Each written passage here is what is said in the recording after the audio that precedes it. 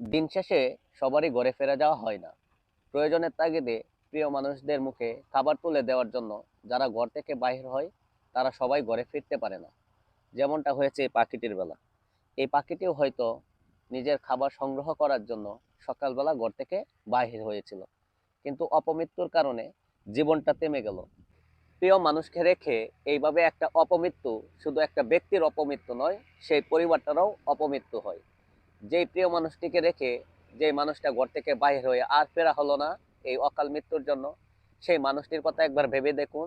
তাকে তারা সারাটি জীবন এই পাখির সঙ্গীটির মতো নিঃসঙ্গ হয়ে কাটাতে হয়। আমি মাঝে মাঝে অবাক হই, যেই মানুষটা প্রিয় মানুষগুলোকে ভালো রাখার জন্য ঘর ছাড়ে, সেই মানুষগুলোই প্রিয় মানুষটাকে মানসিক যন্ত্রণা দিয়ে অপমৃত্যুর দিকে ঠেলে দেয়। এই পাখিটার আর ঘরে ফেরা হলো না। তার প্রিয়জন থাকলে হয়তো তার জন্য অপেক্ষা করবে, আর না হয় তার অপেক্ষা করার মতো কেউ রইল না।